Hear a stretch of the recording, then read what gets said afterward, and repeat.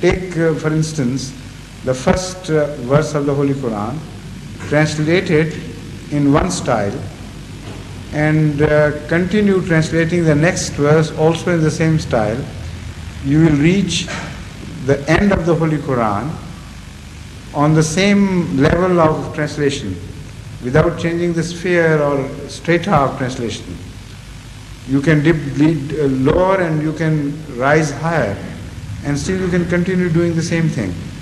So there are so many possibilities of rendering each word and each verse of the Holy Quran that it is impossible for any person whoever, however scholarly he may be in both Arabic and English, to render that verse into just one way. It's impossible.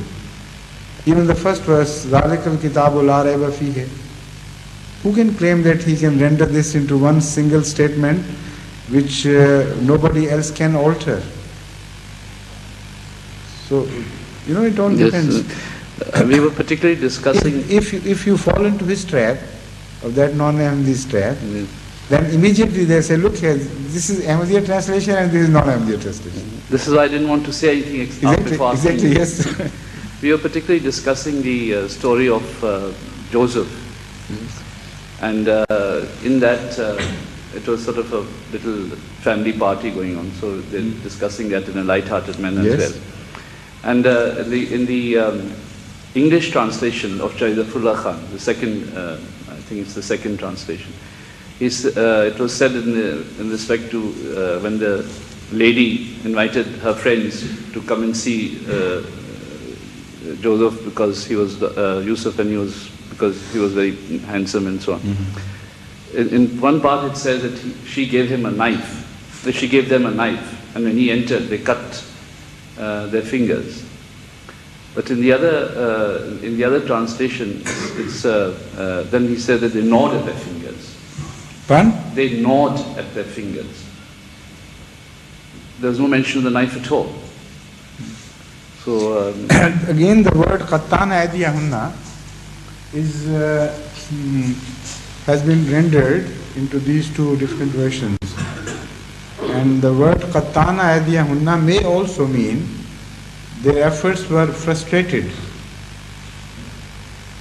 They themselves accepted defeat. They could not find a way to entrap Yusuf. That also, the word qattana aydiyahunna can be translated as such. And it may mean severing of the hand altogether. Faqtahu aydiyahuma is mentioned in the Holy Quran with regards to the punishment of thieves. So, how would you translate?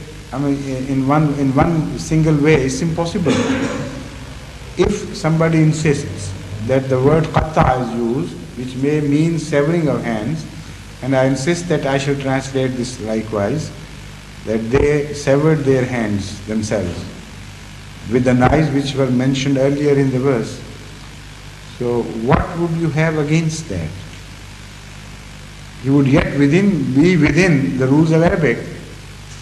And if here, according to the text and context, you prefer to translate it as not severing of the hands, but causing injury to the hands, self-inflicted injury. Yes. Such a person, if you do that, I mean, you would be well within your limits, well within your rights to do that.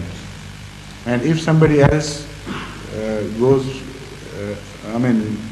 prefers the third option which I have mentioned, and translated as they found no way to succeed, their efforts were frustrated, that would also be according to the Arabic grammar.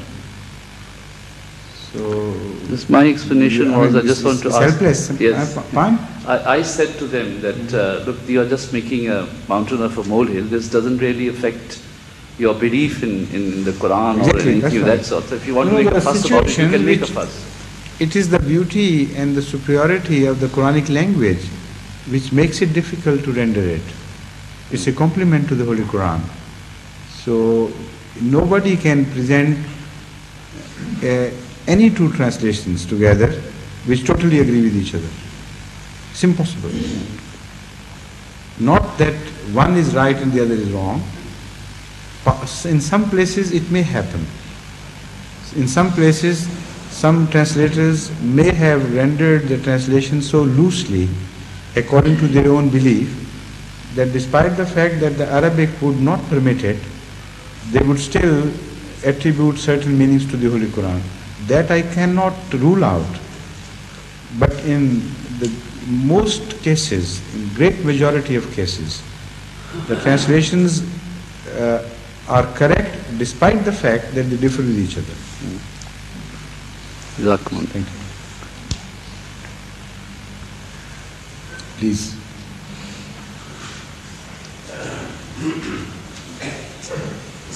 Assalamu alaikum.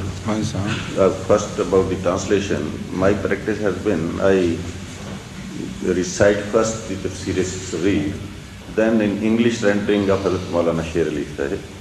And I agree with him, we find the translations Different in some places. They differ, but both are, as you have very kindly rightly pointed out, both are correct. The Arabic meanings are as such. Now, having said that, I would like to make an observation. Yes, please. When some weeks ago, you very kindly pointed out that some of the Sufiyas, such as Hadhrat Chakra Sharif, yes, please, Baba Lamfri, it was not, you see, necessary for them to have done bad, literally speaking, but they were musaddirs. So, similarly, in the days of Hadhrat Masih Maud, there were some other Sufiyas. For the sake of regard, I would like to mention one such incident. Please. In our area, there is a great mausoleum of Hadhrat Baba Abdullah Shah. If we go from Phagwara, on the main line, towards Rahon, Banga and Namashahar, it is the second station. First come to Mandali, then come. Is he the one who has been mentioned by Hadhrat Masih Maud himself, having supported him? I have not read, it may be. I think I remember one Abdullah Shah having been mentioned by Hadhrat Masih. Maybe that might be the case. I'll find out. Yes, but in my student days, while I was in the high school, I had to go there twice, 33 and 34, as a Boy Scout, to their course. There is very big course nowadays held, and a fair is held for 15 days. And people from all walks of life and from all religions assemble there as usual. Great. And they are, many more of them in those days were alive who have seen him.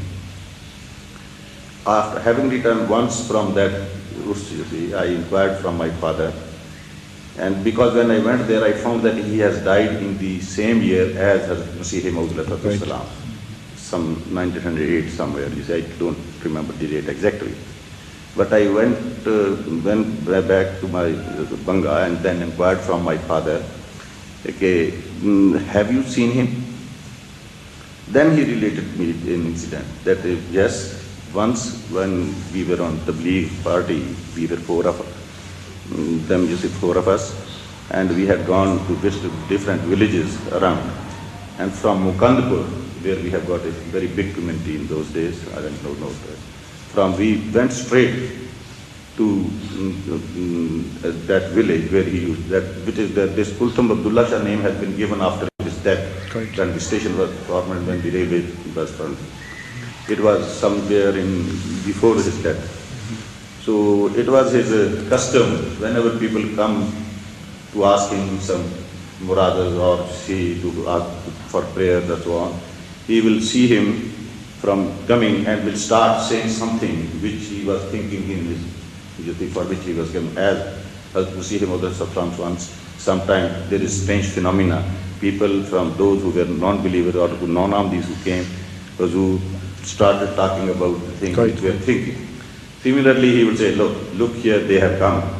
See, what is this? I am not going to, she's come here to ask for me a son, and so like that, he would say, the people will take a hint from him and will go away or will sit down and say.